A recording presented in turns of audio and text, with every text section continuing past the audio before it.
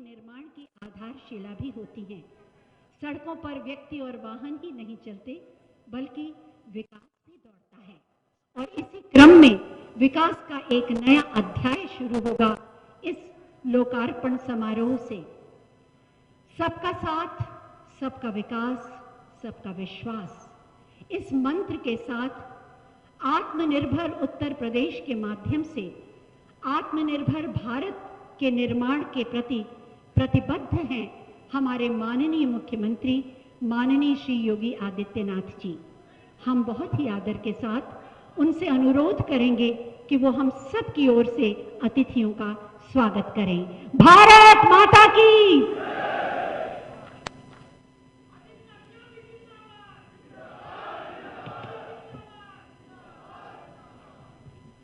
आदरणीय प्रधानमंत्री जी, उत्तर प्रदेश शासन में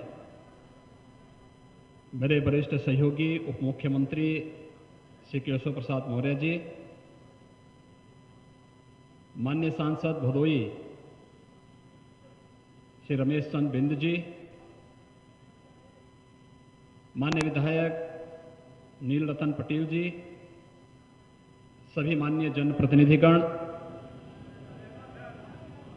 भारतीय जनता पार्टी के सभी पदाधिकारीगण, राष्ट्रीय राजमार्ग प्राधिकरण के सभी अधिकारीगण और उपस्थित भाइयों बहनों, मैं आज बाबा विश्वनाथ की इस पावन धरती पर देश के यशस्वी प्रधानमंत्री और काशी के लोकप्रिय माननीय सांसद आदरणीय नरेंद्र मोदी जी का पूरे प्रदेश वासियों की ओर से हृदय से स्वागत करता हूं, अभिनंदन करता हूं।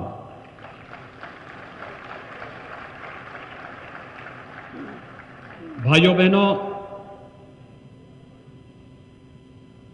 वैश्विक महामारी कोरोना से देश की 135 करोड़ की आबादी को न केवल सुरक्षित रखना, बल्कि एक एक गरीब के घर तक उसकी जरूरत के हिसाब से उसकी आवश्यकताओं के लिए इस पूरे कालखंड के दौरान उसे हर प्रकार की सुविधा और सुरक्षा उपलब्ध कराना, गरीब कल्याण पैकेज के माध्यम से 1,76,000 करोड़ रुपए की हर गरीब की जरूरत को पूरा करने की योजना हो, आत्मनिर्भर भारत के लिए 20 लाख करोड़ रुपए की देश के युवाओं के लिए, समाज के विभिन्न तबके के लिए पैकेज की घोषणा के साथ ही उसे सफलतापूर्वक क्रियान्वयन करने का हो, देश के अंदर हेल्थ इंफ्रास्ट्रक्चर को पूरी मजबूती के साथ आगे बढ़ाने और अंतर्राष्ट्रीय और राष्ट्रीय व्यस्तताओं के साथ ही काशी के बारे में हर पल हर क्षण हर जानकारी रखने और यहां के लोगों की, यहां के विकास की, यहां की आध्यात्मिक परंपरा को आगे बढ़ाने की हर पल हर क्षण चिंता करने के साथ ही उसके प्रति निरंतर एक जुड़ाव के साथ आज दुनिया की दो प्राचीन नगरियों को जोड़ने के लिए आदरणीय प्रधानमंत्री जी का आगमन देव दीपावली के शुभ अवसर पर अपनी इस पवित्र काशी में हुआ है। मैं इस अवसर पर आदरणीय प्रधानमंत्री जी का काशी वासियों की ओर से हृदय से स्वागत करता हूं, अभिनंदन करता हूं। काशी अपनी पुरातन काया के साथ, नए कलेवर के साथ वैश्विक मंच पर एक बार फिर से जगमगा रही है और ये हम सब एहसास कर सकते हैं। पिछले 6 वर्षों के दौरान लगभग 18,000 करोड़ रुपए की परियोजनाएं या तो लोकार्पित हुई हैं या उनका शिलान्यास हुआ है और वर्तमान में ढेर सारी परियोजनाओं पर युद्ध स्तर पर कार्य भी चल रहा है। एक काशी के विकास की उस नई गौरव गाथा को आगे बढ़ाने की कहानी है, जिसके लिए काशी का प्रत्येक नागरिक वर्षों से, सदियों से उतावला था। आज काशी की तमन्ना प्रयागराज और काशी को जोड़ने की इस 6 लेन के हाईवे के माध्यम से आदरणीय प्रधानमंत्री जी के कर कमलों से इस कार्यक्रम का शुभारंभ भी होने जा रहा है। पूरे देश के अंदर 2014 के बाद हाईवे निर्माण की गति या देश के अंदर इंफ्रास्ट्रक्चर हुए और विगत 3.5 वर्ष के दौरान आदरणीय प्रधानमंत्री जी के आशीर्वाद और उनके अनुकंपा से प्रदेश के अंदर इंफ्रास्ट्रक्चर डेवलपमेंट के भी जो कार्यक्रम आगे बढ़े, आज उसका परिणाम है कि 2014 के पहले की बात छोड़िए, 2014 के बाद अगर हम प्रतिदिन उत्तर प्रदेश के अंदर हाईवे के निर्माण की स्पीड को देखेंगे तो एवरेज लगभग 2 किलोमीटर मार्ग हाईवे का निर्माण प्रतिदिन उत्तर प्रदेश के अंदर हुआ है। ये विकास की एक नई कथा को आदरणीय प्रधानमंत्री जी के नेतृत्व में देश के अंदर लिखे जाने की एक नई व्यवस्था हम सब अपने आंखों से देख रहे हैं। आज के इस अवसर पर अपनी तमाम व्यस्तताओं के बावजूद आदरणीय प्रधानमंत्री जी ने भारत को दुनिया के सामने जिस मजबूती के साथ रखा है, हम सब देख रहे हैं। सामरिक दृष्टि हो, भारत की सुरक्षा का मामला हो, भारत को आत्मनिर्भर बनाने के लिए स्थानीय उत्पाद को प्रमुखता के साथ आगे बढ़ाने का हो, या फिर विकास की योजनाओं का लाभ एक एक नागरिक तक पहुंचाने का हो, पूरी प्रतिबद्धता और पूरी ईमानदारी के साथ एक कार्यक्रम आगे बढ़ रहे हैं। आज आदरणीय प्रधानमंत्री जी का आगमन, उनकी स्वयं की काशी में आज हम सबको स्वागत करने का अवसर प्राप्त हो रहा है। मैं प्रयागराज काशी को जोड़ने वाले इस 6 लेन के हाईवे के लोकार्पण के आज के इस कार्यक्रम के अवसर पर एक बार फिर से उत्तर प्रदेश की जनता की ओर से आदरणीय प्रधानमंत्री जी का हृदय से अभिनंदन करता हूं, स्वागत करता हूं और उन्हें इस बात का के लिए आश्वस्त करता हूं, क्योंकि मार्गदर्शन में प्रदेश के अंदर इंफ्रास्ट्रक्चर का, गरीब कल्याण का और जो भी योजना केंद्र सरकार के द्वारा जनहित में, देश हित में, लोक कल्याण के लिए लागू की जाती हैं, उत्तर प्रदेश पूरी प्रतिबद्धता के साथ उन्हें आगे बढ़ाने का कार्य करेगा। इसके साथ ही मैं एक बार फिर से आदरणीय प्रधानमंत्री जी का आज एक बार फिर से भगवान विश्वनाथ की इस धरती पर हृदय से स्वागत और अभिनंदन करता हूं। धन्यवाद। जय हिंद।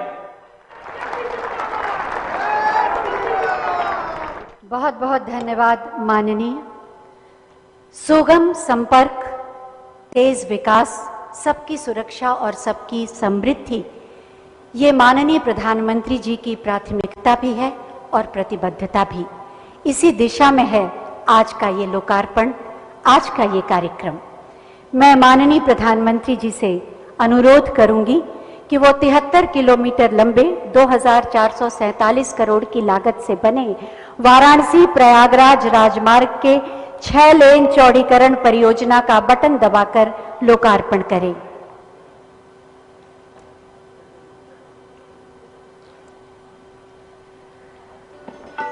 बटन दबा, पर्दा हटा, शिलापट का अनावरण काशी वासियों को विकास का एक नया उपहार, उत्तर प्रदेश में विकास की तेज रफ्तार का एक नया अध्याय इस राजमार्ग के लोकार्पण के माध्यम से। बहुत बहुत धन्यवाद माननीय प्रधानमंत्री जी। ये परियोजना कैसी है, किस तरह से नेक्स्ट जनरेशन की उच्च तकनीक के साथ ये बनी है और इसका लाभ क्या क्या होगा, इसी पर आधारित एक छोटी सी फिल्म आइए देखते हैं।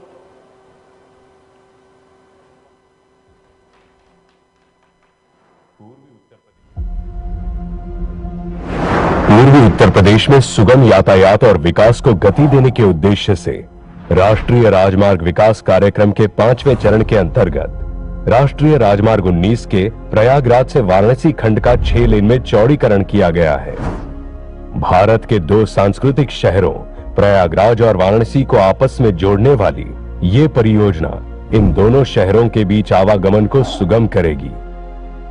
माननीय प्रधानमंत्री श्री नरेंद्र मोदी जी के कुशल नेतृत्व में भारतीय राष्ट्रीय राजमार्ग प्राधिकरण की विभिन्न परियोजनाएं वाराणसी में सफलतापूर्वक संचालित है और इस क्षेत्र की तरक्की को गति दे रही है। राष्ट्रीय राजमार्ग 19 के प्रयागराज से वाराणसी खंड की कुल लंबाई 73 किलोमीटर है। इस राजमार्ग को 2,447 करोड़ रुपए की लागत से बनाया गया है। आधुनिक तकनीकी से निर्मित 6 लेन के इस राष्ट्रीय राजमार्ग में 5 एलिवेटेड स्ट्रक्चर्स, 3 फ्लाईओवर्स, 10 वाहन अंडरपास और 12 पैदल अंडरपास का निर्माण किया गया है।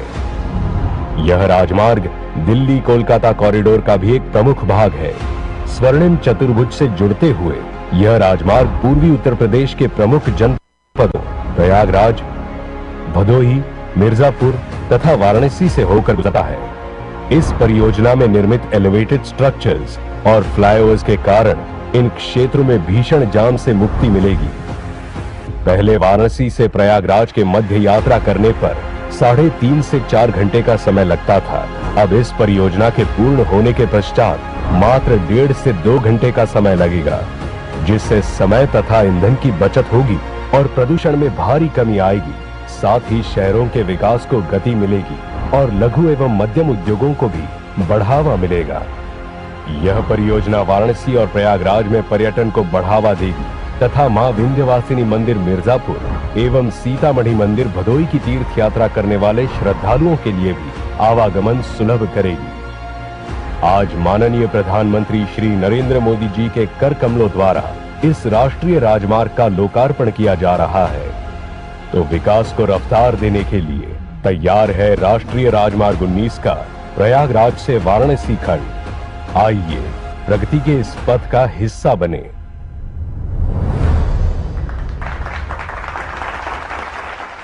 उत्सव से जब जन कल्याण का उद्देश्य जुड़ जाता है तो वास्तव में उत्सव की शोभा और सार्थकता और बढ़ जाती है।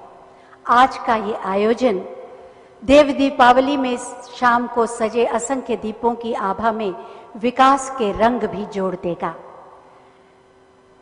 135 करोड़ भारतीयों के हृदय में उम्मीद, विश्वास, विकास, स्वावलंबन और गौरव के दीप जलाने वाले माननीय प्रधानमंत्री जी से हम पूरे आदर के साथ अनुरोध करेंगे कि अपने ओजस्वी प्रेरणादायी उद्बोधन से हमारे हौसलों को एक बार फिर नई शक्ति दें।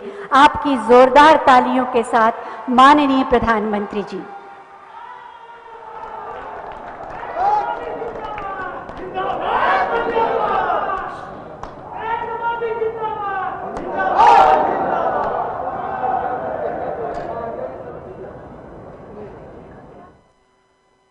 हर हर महादेव।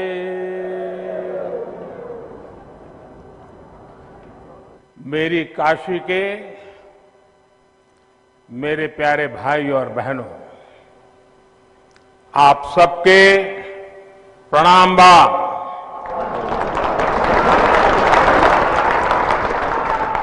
विशेषकर राजा तालाब, मिर्जा मुराद, कछवा, कपसेठी, रोहनिया, सेवापुरी क्षेत्र के अन्न देवता लोगन के प्रणाम हो।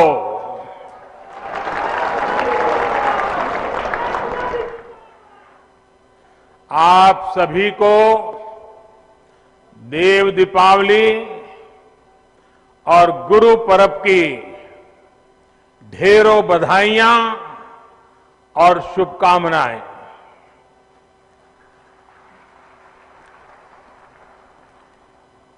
उत्तर प्रदेश के मुख्यमंत्री श्रीमान योगी आदित्यनाथ जी, उप मुख्यमंत्री श्री केशव प्रसाद मौर्य जी, संसद में मेरे साथी भाई रमेश चंद जी और विशाल संख्या में पधारे हुए काशी के मेरे प्यारे भाइयों और बहनों, देव दीपावली और गुरु नानक देव जी के प्रकाशोत्सव पर आज काशी को आधुनिक इंफ्रास्ट्रक्चर का एक और उपहार मिल रहा है।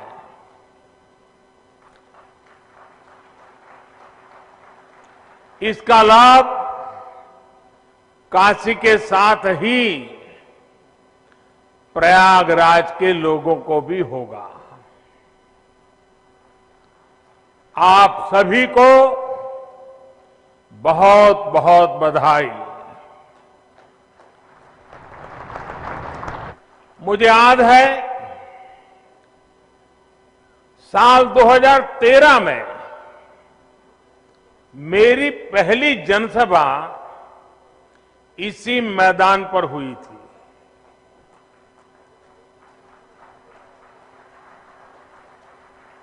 और तब यहां से गुजरने वाला हाईवे 4 लेन का था। आज बाबा विश्वनाथ के आशीर्वाद से ये हाईवे 6 लेन का हो चुका है।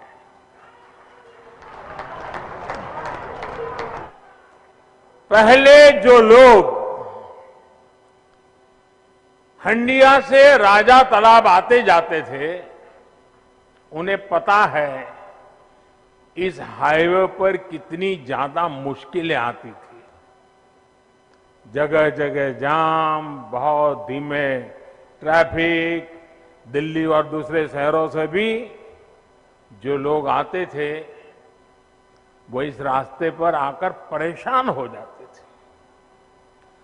70 किलोमीटर से ज्यादा का वो सफर अब आराम से होगा, तेज रफ्तार में होगा। इस हाईवे के चौड़ा होने से काशी और प्रयाग के बीच का आना जाना अब और आसान हो गया है। कांवड़ यात्रा के दौरान कांवड़ियों को और इस क्षेत्र के लोगों को जो परेशानी होती थी, अब वो भी समाप्त हो जाएगी। इतना ही नहीं, इसका लाभ कुंभ के दौरान भी मिलेगा। भाइयों और बहनों, आस्था से जुड़ी जगह हो या फिर किसी विशेष काम की, लोग कहीं भी आने जाने से पहले ये जरूर देखते हैं कि वहां आना जाना कितना आसान है। इस प्रकार की सुविधाएं देसी विदेशी हर तरह के टूरिस्टों और श्रद्धालुओं को भी प्रोत्साहित करती है। बीते वर्षों में काशी के सुंदरीकरण के साथ साथ यहां की कनेक्टिविटी पर जो काम हुआ है, उसका लाभ अब सब दूर दिखाई दे रहा है। नई हाईवे बनाना हो, पुल फ्लाईओवर बनाना हो, ट्रैफिक जाम कम करने के लिए रास्तों को चौड़ा करना हो, जितना काम बनारस और आसपास के इलाके में अभी हो रहा है, उतना आजादी के बाद कभी नहीं हुआ। बनारस का सेवक होने के नाते मेरा प्रयास यही है कि बनारस के लोगों की दिक्कतें कम हो, उनका जीवन और आसान बने। पिछले 6 वर्षों में बनारस में हजारों करोड़ रुपए के प्रोजेक्ट्स तेजी से पूरे किए गए हैं और बहुत सारी परियोजनाओं पर काम चल रहा है। एयरपोर्ट से शहर को जोड़ने वाली सड़क आज बनारस में विकास कार्यों की पहचान बन गई है। रेलवे स्टेशन की कनेक्टिविटी भी बेहतर हुई है। यहां से कुछ दूरी पर ही रिंग रोड फेज 2 का भी कार्य तेजी से चल रहा है। इसके पूरा होने से सुल्तानपुर, आजमगढ़ और गाजीपुर से आने जाने वाले भारी वाहन, भारी व्हीकल्स शहर में एंट्री लिए बिना सीधे इस नए 6 लेन हाईवे से निकल सकेंगे। वहीं जिन दूसरे हाईवे पर निर्माण कार्य चल रहा है वो भी जल्द ही पूरा करने का प्रयास किया जा रहा है। इन हाईवे के बनने से वाराणसी, लखनऊ, आजमगढ़ और गोरखपुर की यात्रा और आसान हो जाएगी। भाई और बहनों, अच्छी सड़कें, अच्छे रेल मार्ग, अच्छी और सस्ती हवाई सुविधाएं ये समाज के हर वर्ग को सुविधा देती है। विशेष तौर पर गरीब को, छोटे उद्यमियों को, मध्यम वर्ग को इसका सबसे ज्यादा लाभ मिलता है। जब निर्माण कार्य चलता है तो अनेक लोगों को रोजगार मिलता है। जब ये प्रोजेक्ट बनकर तैयार होते हैं तो समय बचता है, खर्च कम होता और परेशानी भी कम होती है। कोरोना के इस समय में भी श्रमिक साथियों के लिए रोजगार का बहुत बड़ा माध्यम इंफ्रास्ट्रक्चर के ये प्रोजेक्ट ही बने हैं। भाई और बहनों, मुझे खुशी है कि उत्तर प्रदेश में योगी जी और उनकी पूरी टीम ने सरकार बनने के बाद यहां भी इंफ्रास्ट्रक्चर निर्माण में अभूतपूर्व तेजी आई है। पहले उत्तर प्रदेश के इंफ्रास्ट्रक्चर की स्थिति क्या थी, ये आप सभी भली भांति जानते हैं। आज उत्तर प्रदेश की पहचान एक्सप्रेस प्रदेश के रूप में सशक्त हो रही है।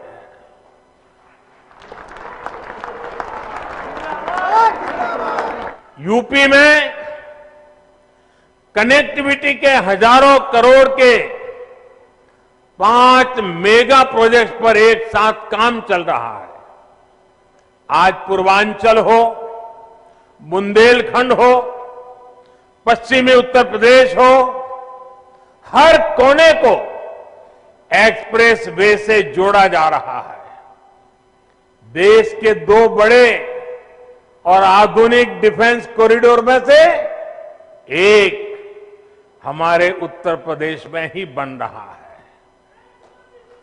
भाइयों बहनों, रोड ही नहीं बल्कि एयर कनेक्टिविटी को भी सुधारा जा रहा है। 3-4 साल पहले यूपी में सिर्फ 2 बड़े एयरपोर्ट ही प्रभावी रूप से काम कर रहे थे। आज करीब 1 दर्जन एयरपोर्ट यूपी में सेवा के लिए तैयार हो रहे हैं। यहां वाराणसी के एयरपोर्ट के विस्तारीकरण का काम चल रहा है। प्रयागराज में एयरपोर्ट टर्मिनल जितनी तेजी से बना, उसने एक नया रिकॉर्ड ही बना दिया था। इसके अलावा कुशीनगर के एयरपोर्ट को भी इंटरनेशनल एयरपोर्ट के रूप में विकसित किया जा रहा है। नोएडा के जेवर में इंटरनेशनल ग्रीनफील्ड एयरपोर्ट पर भी तेजी से काम चल रहा है। साथियों, जब किसी क्षेत्र में आधुनिक कनेक्टिविटी का विस्तार होता है तो इसका बहुत बड़ा लाभ हमारे किसानों को भी होता है, खेती को होता है। बीते वर्षों में निरंतर ये प्रयास हुआ है कि गांवों में आधुनिक सड़कों के साथ साथ भंडारण की, कोल्ड स्टोरेज की आधुनिक व्यवस्थाएं खड़ी की जाए। हाल में इसके लिए 1,00,000 करोड़ रुपए का स्पेशल फंड भी किसानों के लिए बनाया गया है। इसी साल देश के इतिहास में पहली बार चलते फिरते कोल्ड स्टोरेज यानी किसान रेल शुरू की गई है। इन प्रयासों से किसानों को नए बाजार मिल रहे हैं, बड़े शहरों तक उनकी पहुंच और बढ़ रही है और इसका सीधा प्रभाव ये पड़ रहा है, यानी कि उनकी आय पर भी इसका प्रभाव पड़ रहा है।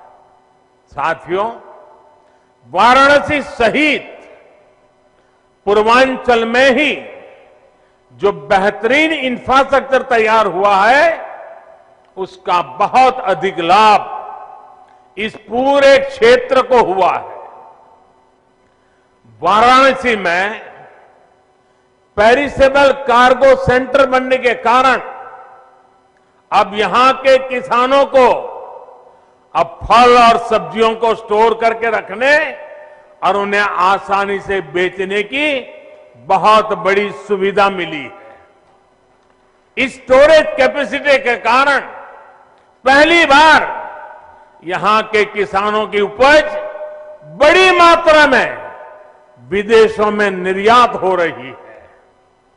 आज बनारस का लंगड़ा और बनारस की दशहरी आम लंदन और मिडल ईस्ट में अपनी खुशबू बिखेर रहा है।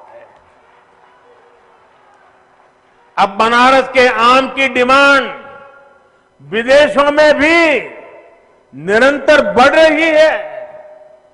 अब यहां जो पैकेजिंग की सुविधाएं तैयार हो रही है उस वजह से पैकिंग के लिए दूसरे बड़े शहरों में जाने की जरूरत अब नहीं रहेगी।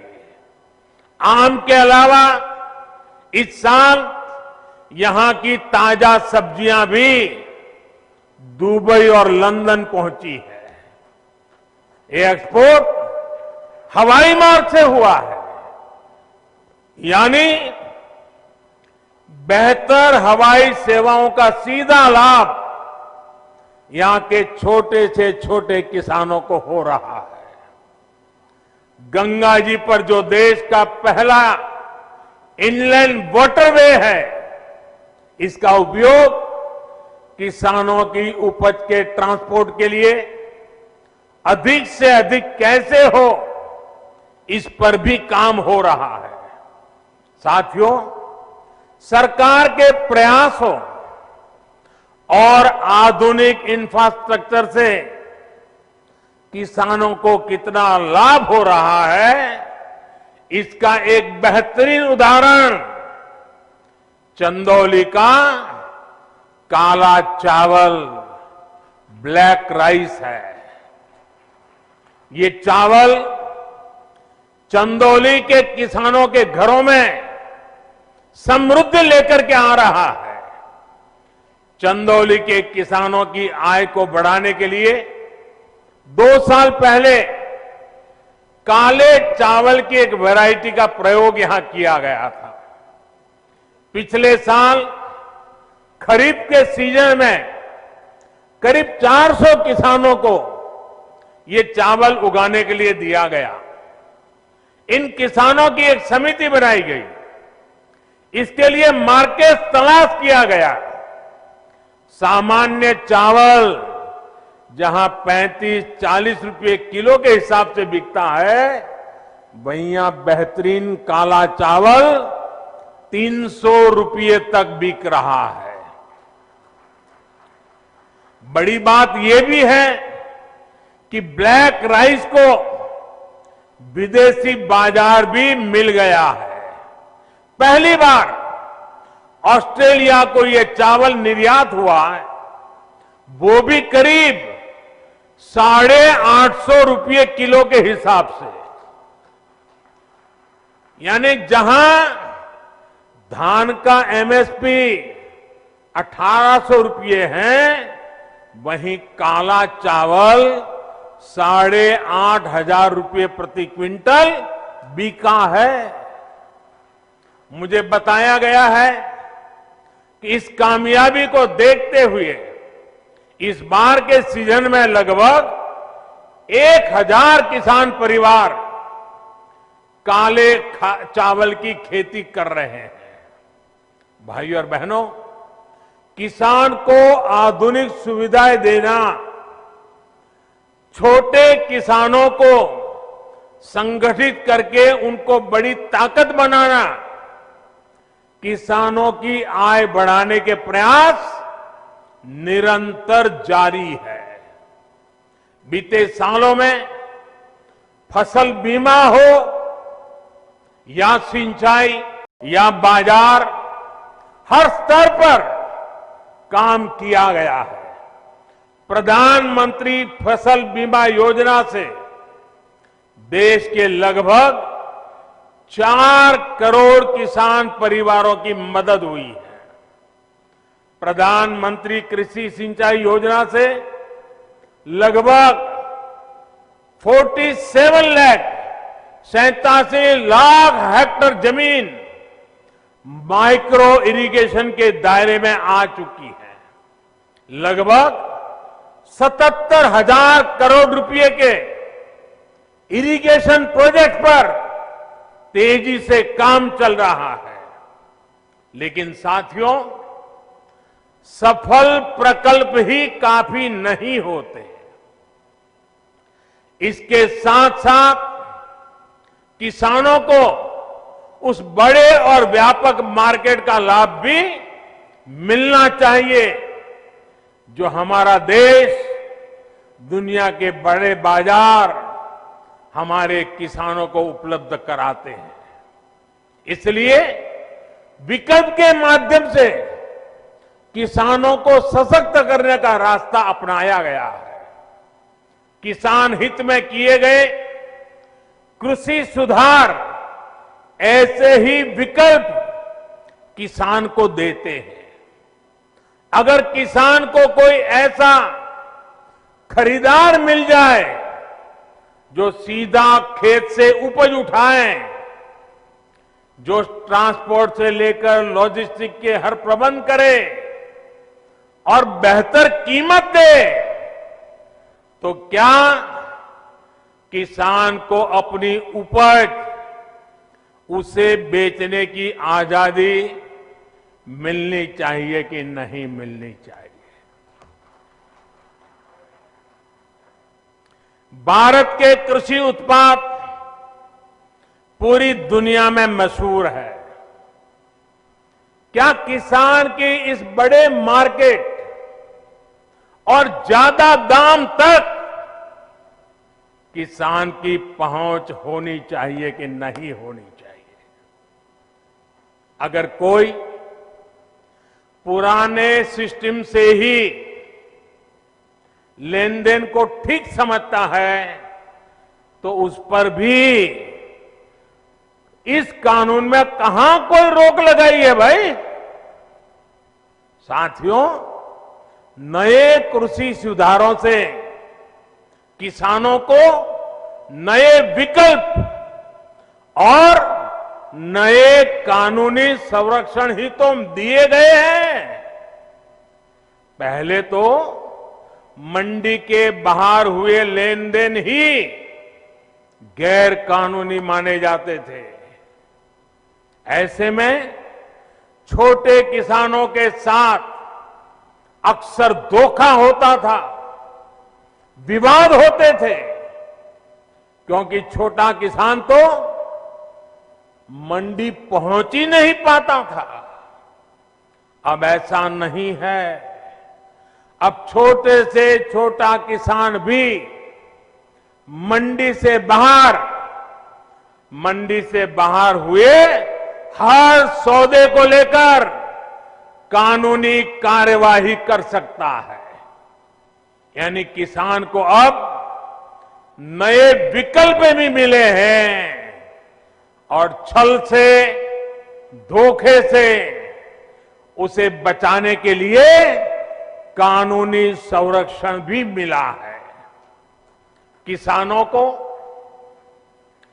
प्रकल्प के साथ ही नए विकल्प देने से ही हमारे कृषि क्षेत्र का कायाकल्प हो सकता है। सरकार की तरफ से प्रकल्प, किसान के लिए विकल्प, और दोनों साथ साथ चले तभी देश का कायाकल्प होता है। साथियों, सरकारें नीतियां बनाती हैं, कानून कायदे बनाते हैं। नीतियां और कानूनों को समर्थन भी मिलता है तो कुछ सवाल भी स्वाभाविक ही है। ये लोकतंत्र का हिस्सा है और भारत में ये जीवंत परंपरा रही है। लेकिन पिछले कुछ समय से एक अलग ही ट्रेंड देश में देखने को मिल रहा है। काशी के आप सभी जागरूक साथियों ने भी ये जरूर अनुभव किया होगा। पहले होता यह था कि सरकार का कोई फैसला अगर किसी को पसंद नहीं आता था तो उसका विरोध होता था। लेकिन बीते कुछ समय से हम एक नया ट्रेंड देख रहे हैं।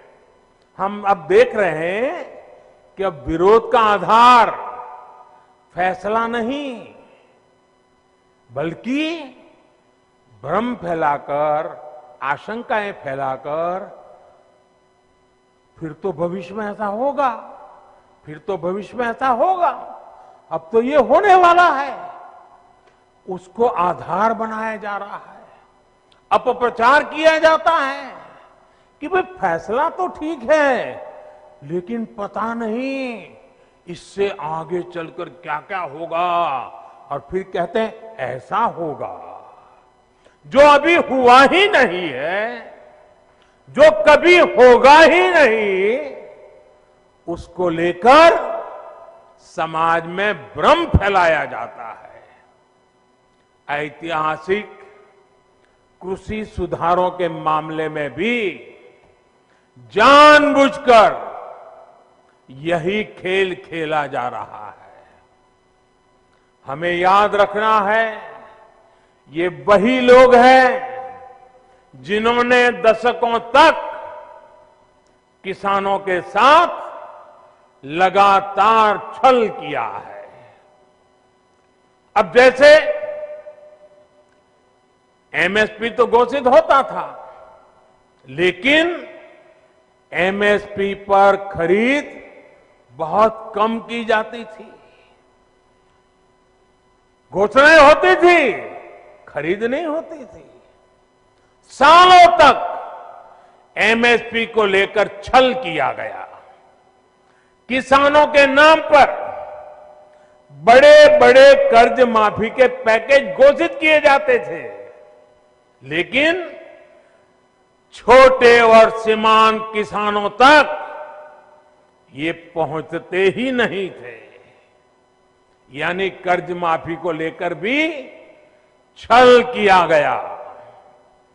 किसानों के नाम पर बड़ी बड़ी योजनाएं घोषित होती थी, लेकिन वो खुद मानते थे कि 1 रुपये में से सिर्फ 15 पैसे ही किसान तक पहुंचते हैं।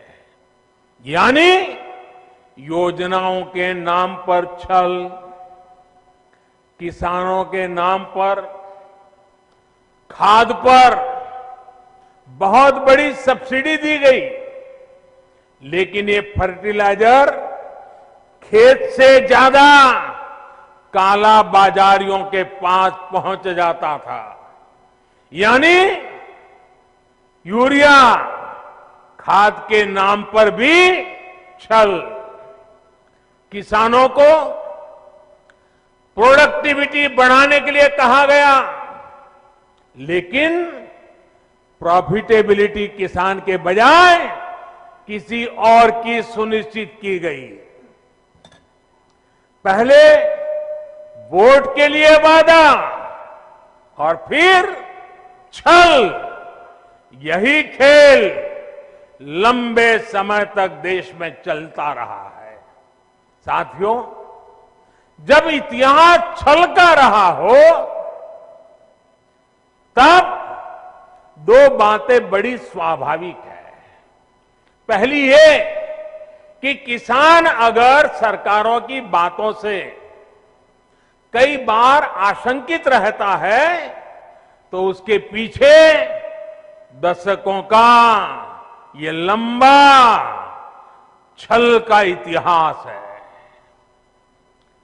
और दूसरी ये कि जिन्होंने वादे तोड़े, छल किया, उनके लिए ये झूठ फैलाना एक प्रकार से आदत बन गई है, मजबूरी बन चुका है। जो पहले होता था वैसा ही अब भी होने वाला है, क्योंकि उन्होंने ऐसा ही किया था। इसलिए वही फॉर्मूला लगा करके आज भी देख रहे हैं। लेकिन जब इस सरकार का ट्रैक रिकॉर्ड देखोगे तो सच आपके सामने खुल करके आ जाएगा। हमने कहा था कि हम यूरिया की कालाबाजारी रोकेंगे और किसानों को पर्याप्त यूरिया देंगे। बीते 6 साल में यूरिया की कमी नहीं होने दी। पहले तो यूरिया ब्लैक में लेना पड़ता है, यूरिया के लिए रात रात लाइन में ला करके रात को बाहर ठंड में सोना पड़ता था, और कई बार यूरिया लेने वाले किसानों पर लाठीचार्ज की घटनाएं होती थी। आज ये सब बंद हो गया। यहां तक कि कोरोना लॉकडाउन तक, उसमें भी जब लगभग हर गतिविधि बंद थी, तब भी हमने यूरिया पहुंचाने में दिक्कत नहीं आने दी गई। हमने वादा किया था कि स्वामीनाथन आयोग की सिफारिश के अनुकूल लागत का 1.5 गुना एमएसपी देंगे। ये वादा सिर्फ कागज पर ही नहीं, ये वादा हमने पूरा किया। और इतना ही नहीं, किसान के बैंक खाते तक पैसे पहुंचे, इसका प्रबंध किया। साथियों, सिर्फ दाल की ही बात करें, पल्सीज की बात करें, 2014 से पहले के 5 सालों में, हमारे जो पहले वाली सरकार थी उसके 5 सालों में लगभग 650 करोड़ रुपए की ही दाल किसान से खरीदी गई थी। कितनी? 650 करोड़। कितना भैया, जरा बताइए, पूरे देश में कितना? 650 करोड़। लेकिन हमने 5 साल में क्या किया आकर के? हमारे 5 सालों में हमने लगभग 49,000 करोड़, 49,000 करोड़, यानी करीब करीब 50,000 करोड़ रुपए की दालें एमएसपी पर खरीदी है। यानी लगभग 75 गुना बढ़ोतरी। कहां 650 करोड़ और कहां करीब करीब 50,000 करोड़। 2014 से पहले के 5 सालों में, उनकी आखिरी सरकार की मैं बात कर रहा हूं, 5 सालों में पहले की सरकार ने 2 लाख करोड़ रुपए का धान खरीदा था पूरे देश में, 2 लाख करोड़ का एमएसपी पर। लेकिन हमने हमारे 5 साल में धान के लिए 5 लाख करोड़ रुपए एमएसपी के रूप में किसानों तक हमने पहुंचा दिए हैं साथियों। यानी लगभग 2.5 गुना ज्यादा पैसा किसान के पास पहुंचा है। 2014 से पहले के 5 सालों में गेहूं की खरीद पर 1.5 लाख करोड़ रुपए के आसपास ही किसानों को मिला। 1.5 लाख करोड़ उनकी सरकार के 5 साल। हमने 5 साल में गेहूं पर 3 लाख करोड़ रुपए किसानों को एमएसपी का मिल चुका है, यानी लगभग 2 गुना। अब आप ही बताइए कि अगर मंडियां और एमएसपी को ही हटाना था तो इतनी बड़ी हम ताकत क्यों देते भाई? हम इन पर इतना निवेश ही क्यों करते? हमारी सरकार तो मंडियों को और आधुनिक बनाने के लिए, मजबूत बनाने के लिए करोड़ों रुपए खर्च कर रही है। भाइयों और बहनों, आपको याद रखना है, यही लोग हैं जो पीएम किसान सम्मान निधि को लेकर ये लोग हर गली मोहल्ले में, हर प्रेस कॉन्फ्रेंस में, हर ट्विटर में सवाल उठाते थे। ये लोग अफवाह फैलाते थे, ये मोदी है, ये चुनाव है ना, इसलिए ये किसान सम्मान निधि लेके आया है, ये 2000 रुपया एक बार दे देगा, दोबारा कभी नहीं देगा। दूसरा झूठ चलाया कि ये 2000 अभी दे रहा है, लेकिन चुनाव पूरा हो गया या तब ब्याज समेत वापस ले लेगा। आप हैरान हो जाएंगे, एक राज्य में तो इतना झूठ फैलाया कि किसानों ने कहा भाई हमें 2000 रुपये नहीं चाहिए, यहां तक झूठ फैलाया। कुछ राज्य ऐसे भी हैं, एक राज्य जो किसान के नाम से बातें कर रहे हैं, उन्होंने तो प्रधानमंत्री किसान सम्मान निधि योजना को अपने राज्य में लागू ही नहीं होने दिया, क्योंकि अगर ये पैसा किसानों के पास पहुंच गया और कहीं मोदी का जय जयकार हो गया तो फिर तो हमारी राजनीति खत्म हो जाएगी। किसानों के जेब में पैसा नहीं जाने दिया। मैं उन राज्य के किसानों से कहना चाहता हूं, आने वाले समय में जब भी हमारी सरकार बनेगी, ये पैसा भी मैं वहां के किसानों को दे के रहूंगा।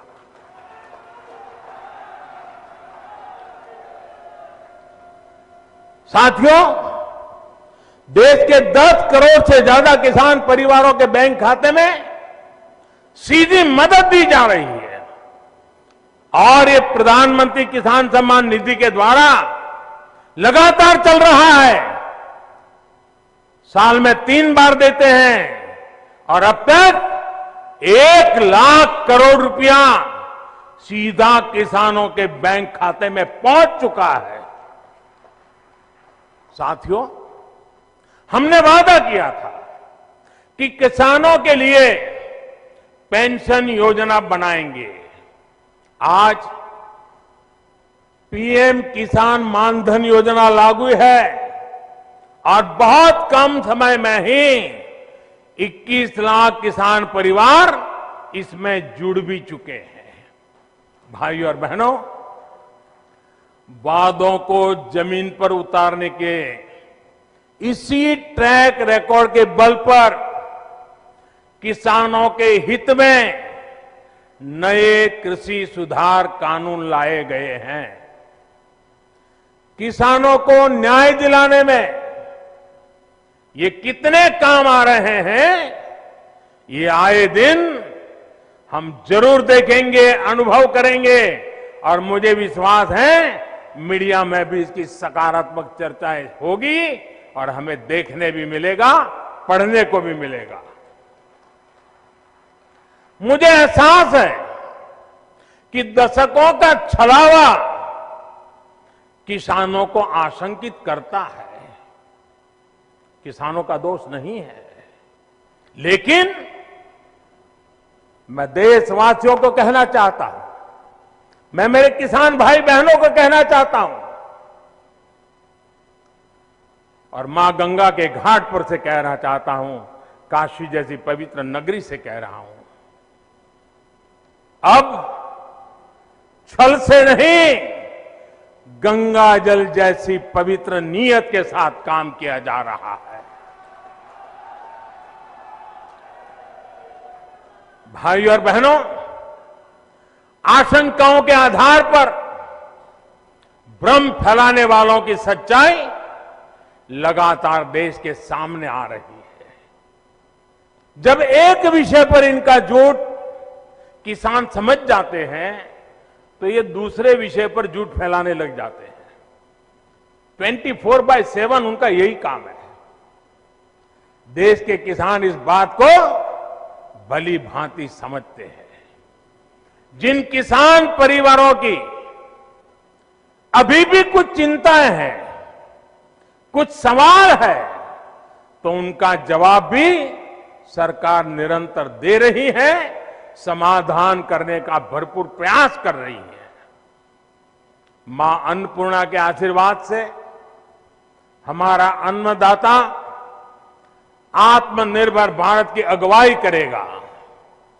मुझे विश्वास है, आज जिन किसानों को कृषि सुधारों पर कुछ शंकाएं हैं, वो भी भविष्य में इन कृषि सुधारों का लाभ उठाकर अपनी आय बढ़ाएंगे, ये मेरा पक्का विश्वास है। अंत में फिर एक बार आप सभी को इस आधुनिक हाईवे के लिए मैं बहुत बहुत बधाई देता हूं। काशी का रूप और स्वरूप यूं ही भव्य बनता रहे, इसके लिए हमारे प्रयास निरंतर चलते रहेंगे।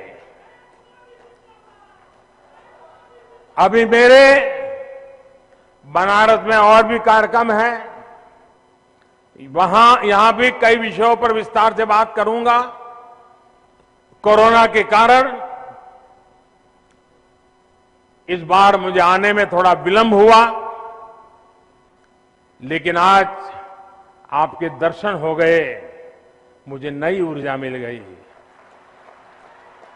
आपके आशीर्वाद मिल गए, काम करने की नई ताकत मिल गई।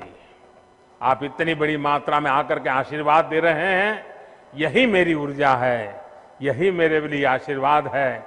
मैं आपका बहुत बहुत आभारी हूं। मेरे साथ दोनों मुट्ठी बंद करके पूरी ताकत से बोलिए, भारत माता की, भारत माता की, भारत माता की, भारत माता की। बहुत बहुत धन्यवाद।